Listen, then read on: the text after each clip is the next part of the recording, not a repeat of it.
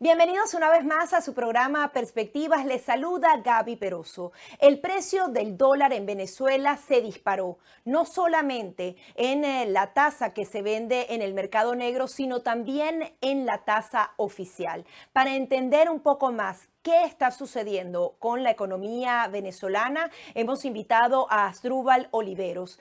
Él es economista y también director de Ecoanalítica. Muchísimas gracias por estar aquí. No, gracias a ti, Gaby, por la invitación. Complacido de estar en tu programa. Quería que nos ayudara a entender por qué sucede esto. Vemos incluso titulares internacionales que señalan un desplome de al menos 10% en esa tasa oficial y que cada vez es más dispar y hay más diferencia entre el dólar negro y el dólar oficial. ¿En qué se traduce eso para los venezolanos? Sí, bueno, vamos a poner un poco de contexto. Recordemos que Venezuela acaba de salir recientemente de un agresivo ciclo hiperinflacionario que llevó la tasa de inflación por niveles superiores a 100.000% entre el año 2018 y 2019.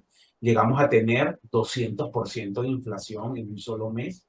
El gobierno pues, empezó a tomar algunas decisiones para corregir eso.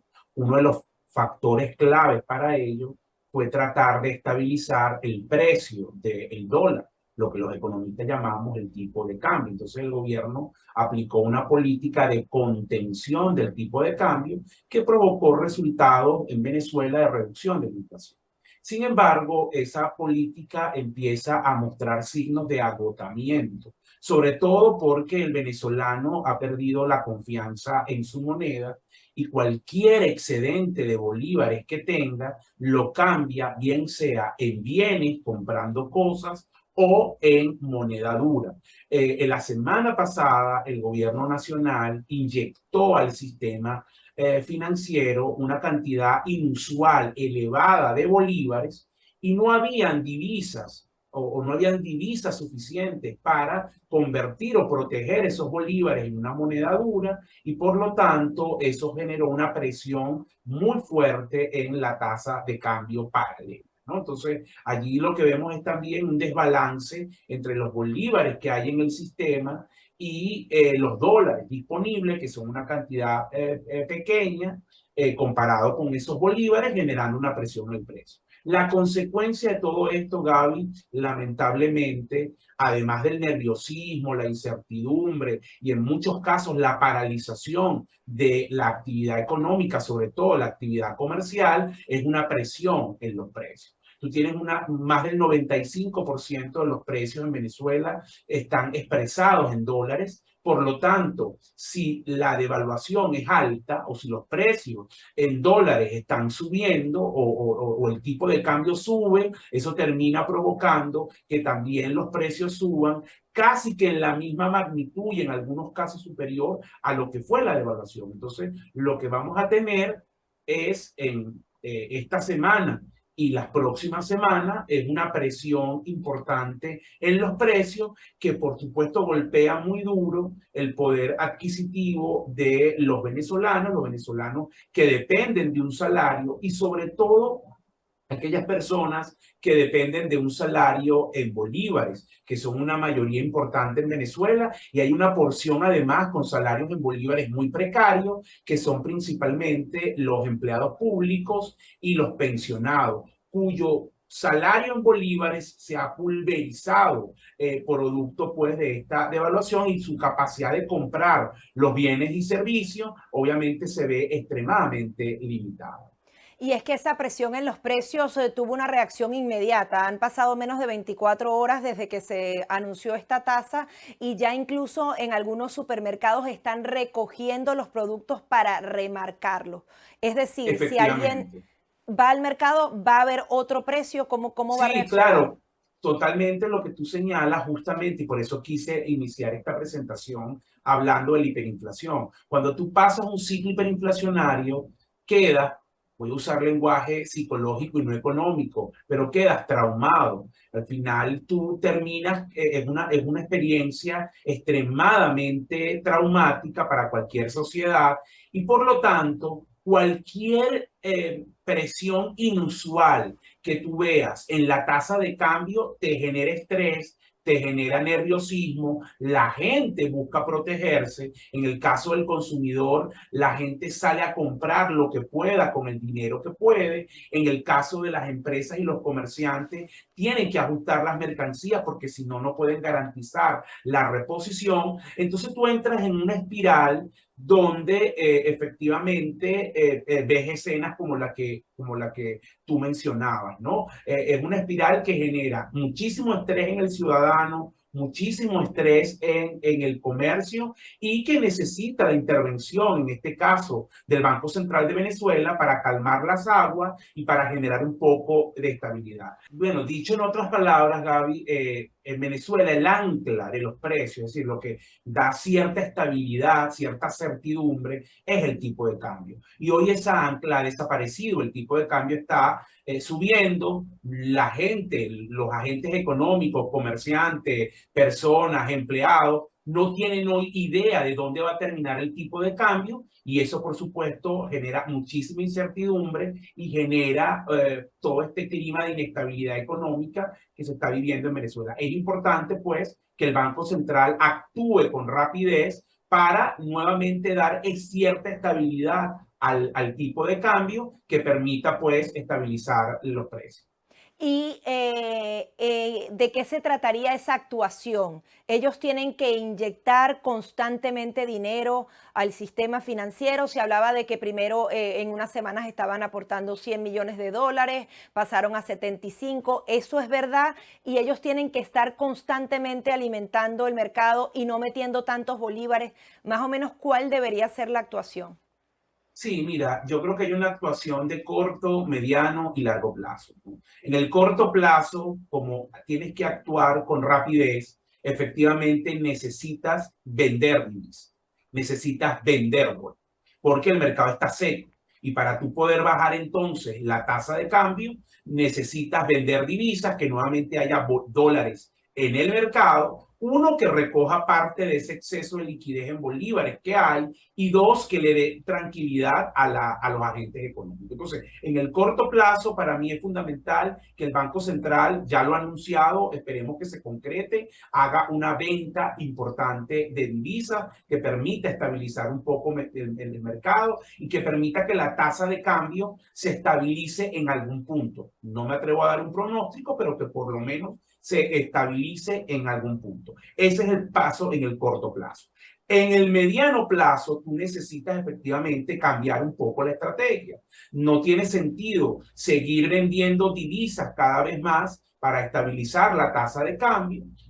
Tú deberías entonces, con los recursos que tienes, buscar la manera de lograr esa estabilización sin que te sea tan costosa. Cuando me refiero costosa es a tener que vender grandes cantidades de divisas. Y para mí el vehículo para esa estabilización pasa por el reconocimiento de la dolarización. Como ustedes saben, en Venezuela hay una dolarización que tiene elementos de informalidad. Hay un circulante importante de divisas en Venezuela. Estamos hablando de más de 3.000 millones de dólares. La mayoría de los precios están en dólares. ¿Tú qué deberías hacer? Deberías establecer un sistema de reconocimiento de esos dólares, que esos dólares puedan ir al sistema financiero, que la banca pueda prestar con esos dólares, que la banca también pueda establecer sistemas de pago dólar-dólar, que el dólar circule con mayor libertad que la que circula hoy, porque tú me puedes decir, sí, el dólar está circulando en Venezuela, pero el gobierno le pone muchísimas trabas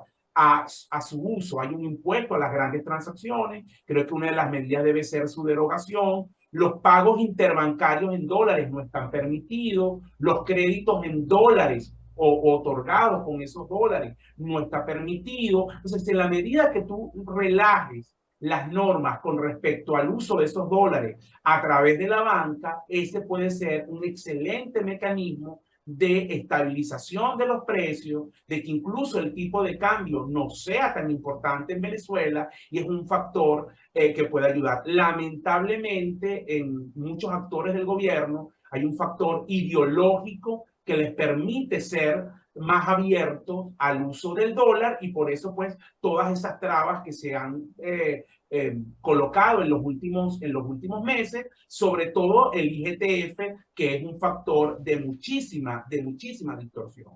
Y ya más estructuralmente, obviamente el gobierno tiene que reformar el Estado, tiene que de alguna manera definir muy bien cuál es el tamaño ideal del Estado, cuál es el nivel de gasto que puede atender, de tal manera que esa entrada de bolívares que tú haces en el sistema no genere estos desequilibrios como lo generado a partir de la semana pasada. Entonces, son acciones que se tienen que tomar, insisto, algunas urgentes, como es la venta de divisas para estabilizar la tasa de cambio, y otra, pues la revisión profunda de la estrategia que creo yo se ha agotado y ya no está dando ventajas a la economía venezolana. Ahora, usted explicaba que esta serie de medidas, en principio, antes de que se disparara el dólar, justamente trataban de atender el tema de la inflación. Nicolás Maduro se ganó esa etiqueta de que, bueno, ya se rompió la hiperinflación, a pesar de que, bueno, estamos pasando de 3 dígitos a 2 y la inflación igual es abismal comparada con cualquier otro país. Pero en ese caso, se trata de atender la inflación, pero finalmente pasa todo esto, remarcan los precios y tienes los productos más caros y estás ganando menos porque la moneda se devaluó. ¿Es así o hay aún más implicaciones para tratar de explicárselo al ciudadano? No, mira, principalmente, lo has explicado muy bien, el efecto, digamos, directo de todo esto es la subida de precios. Probablemente la data de agosto va a venir con una inflación récord. La inflación ha venido bajando en Venezuela. Este año habíamos estimado que vamos a cerrar alrededor de 150%. Yo creo que incluso con el alza de esta devaluación no es descabellado ese número. El año pasado cerramos en 686%. Como tú muy bien señalas, 150% es un exabrupto comparado con cualquier país, incluso hoy que el mundo tiene pues un problema grave de inflación, pero nosotros venimos pues de 200% mensual y tener 150 anual ya es una mejora. Falta mucho más, por supuesto. Este tipo de incidentes merman la confianza de la gente en las medidas que el gobierno toma, genera pues esta presión en los precios que vamos a ver en agosto y genera además esa, digamos, ese factor psicológico hacia adelante donde siempre estás a la espera de que el sistema quiebre y eso por supuesto hace muy difícil la capacidad de invertir en un país como Venezuela. Entonces, los elementos, vamos a decir, directos de todas estas cosas que están pasando es, por un lado, presión en los precios, más inflación en estas próximas semanas, menor poder adquisitivo del salario, porque obviamente los salarios no van a subir al ritmo que sube la inflación, con lo cual la gente va a tener que renunciar a comprar algunas de las cosas o las cantidades de las cosas que compra y por supuesto también le genera muchísima incertidumbre al sector privado y a su capacidad de inversión. Ese para mí serían las tres consecuencias directas de todo, de estas medidas, de lo que ha ocurrido en estas últimas semanas. Usted destaca el tema psicológico, la apreciación de las personas y también viéndolo del otro lado, el régimen de Nicolás Maduro está justamente vendiendo esa idea de que Venezuela se arregló y eso pareciera que trajo más inversión. ¿Realmente es así? ¿Está un poco mejor el mercado? ¿En qué puntos estaría mejor? Y si justamente ese elemento psicológico está jugando un papel importante. Mira, obviamente Venezuela no se arregla,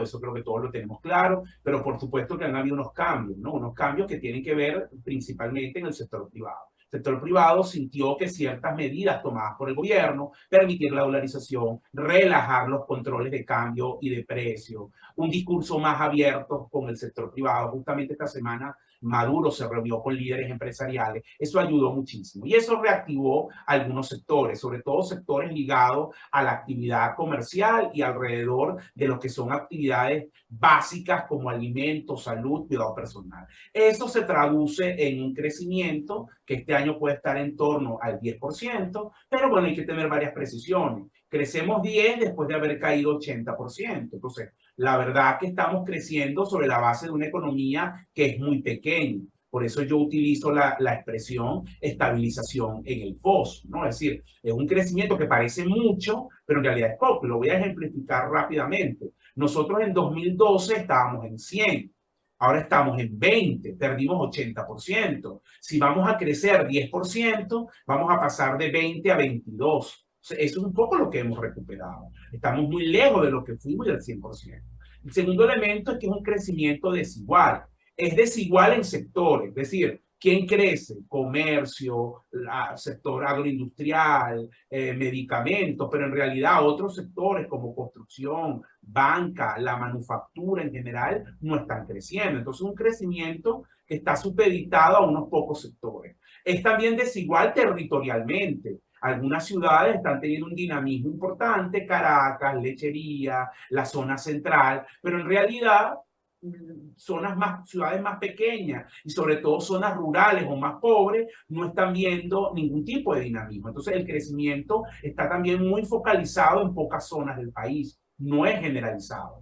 Y es desigual también desde el punto de vista social, es decir, solamente una pequeña parte de la población que tiene sus ingresos dolarizados, que tiene, digamos, un buen nivel de poder adquisitivo o incluso un buen salario, pero eso es una parte muy pequeña de la población, se beneficia de todo esto. Entonces, por eso es que la expresión Venezuela se arregló es un sinsentido. Hay signos de recuperación que celebramos, hay un sector privado que ha decidido seguir adelante, pero por supuesto falta mucho más para corregir los desequilibrios y a nivel de inversiones sí han llegado algunas puntualmente, sobre todo también ligadas a países con los cuales el gobierno de Maduro tiene alianzas o cierta afinidad ideológica, pero no tenemos una entrada masiva de inversiones que nos hace falta para poder levantar los diferentes sectores y corregir problemas ligados a servicios públicos, a manufactura, que siguen siendo muy precarios también, ¿no? Sí, refiriéndonos justamente a ese tema de la infraestructura, esta semana se anunció que la empresa alemana Siemens estaría siendo contratada por el régimen de Nicolás Maduro para comenzar la reparación del sistema eléctrico. ¿Cuál es su opinión al respecto? Mira, ojalá eso se dé. Yo soy escéptico que se concrete, pero si se llega a dar es una excelente noticia. Obviamente el sistema eléctrico repercute muchísimo, primero en la calidad de vida de la gente, ¿no? O sea, creo que no tiene ningún sentido someter a grupos importantes de la población a racionamientos eléctricos de horas y de todos los días, ¿no? Yo creo que eso hay que corregirlo.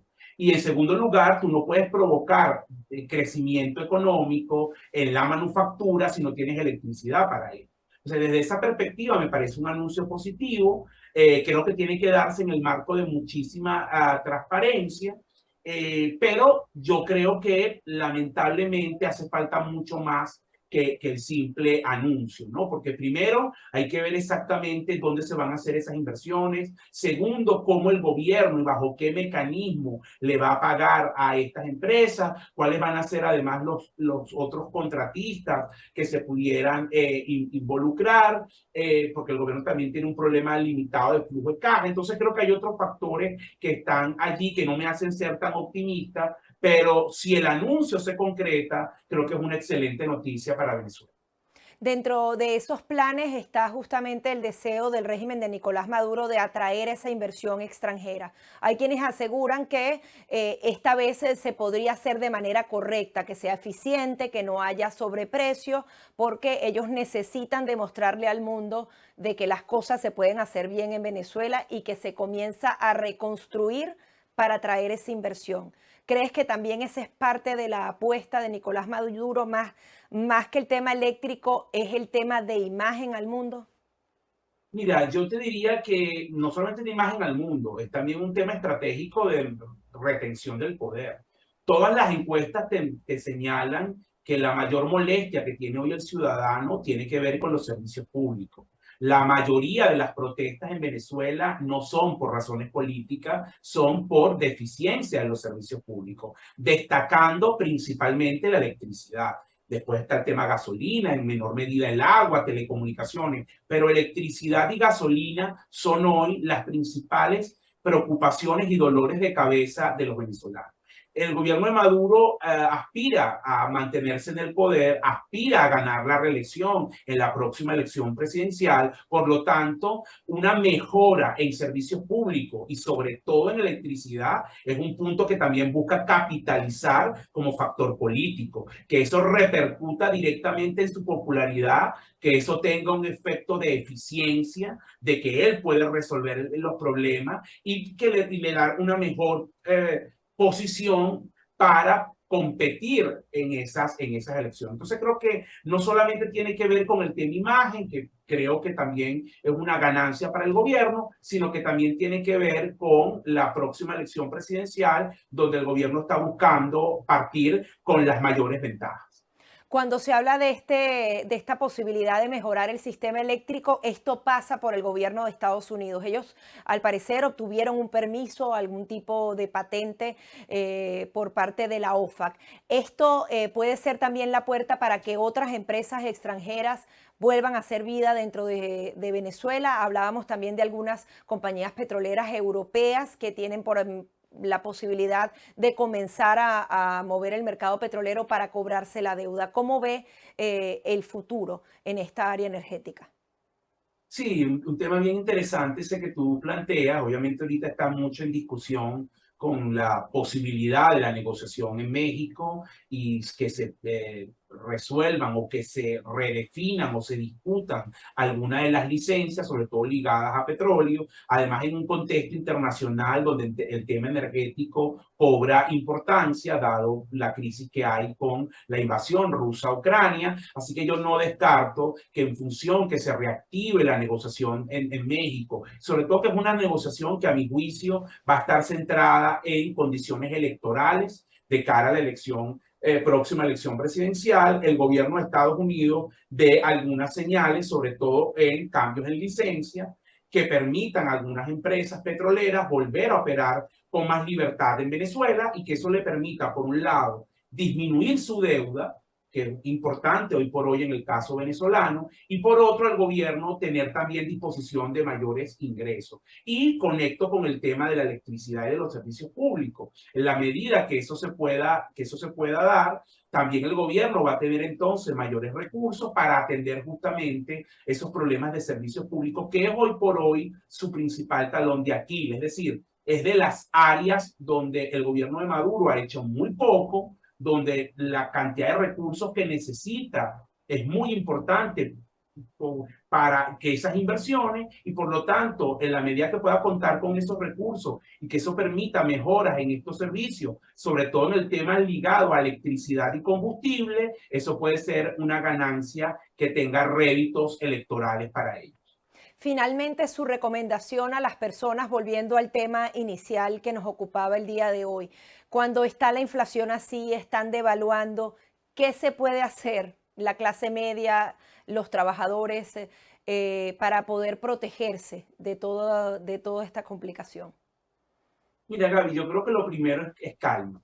Obviamente, como lo dije hace un momento, el tipo de cambio está fuera de ancla, está fuera de su punto de equilibrio. En este momento, tomar decisiones es un problema, porque probablemente estés considerando un tipo de cambio que sea más alto de lo que termina siendo o más bajo de lo que termine siendo. Hay que esperar que el tipo de cambio se estabilice. En el caso de los trabajadores que tienen ingresos en bolívares, la recomendación sí es hacer la mayor cantidad de compras que puedan, no tengan esos bolívares allí. Si pueden, compren bienes y servicios principalmente. No les recomendaría comprar divisas porque, insisto, hay que ver dónde termina estabilizándose. Compren principalmente bienes y servicios, alimentos no perecederos, eso principalmente. Si al final no tienes otra opción porque ya si eres un privilegiado que ya tienes el mercado listo y todavía tienes una cantidad de bolívares, bueno, probablemente es mejor convertir esos bolívares a divisas. Pero la prioridad inicial es la compra de bienes y servicios. Y en el caso de los empresarios, los comerciantes, creo que hay que tratar de tener calma, esperar dónde se va a estabilizar la tasa de cambio y a partir de allí pues tomar decisiones en función de compras, inventario, fijación de precios. Este es un momento donde hay que tener cabeza fría y mucha calma esperando que el tipo de cambio termine estabilizándose. Fíjense que no estoy diciendo que va a bajar, sino que se va a estabilizar. Va a llegar un punto donde los márgenes de subida o de bajada van a ser mejor y allí podemos tener una visión más clara de lo que va a terminar pasando con el tema cambiario en Venezuela. Muchísimas gracias por sus recomendaciones y por esta explicación tan clara de dónde nos encontramos ahora. No, gracias a ustedes, Gaby. Un saludo a todos. Eran las declaraciones de Asdrúbal Oliveros, director de Ecoanalítica y también economista venezolano. Hasta aquí nuestro programa Perspectivas.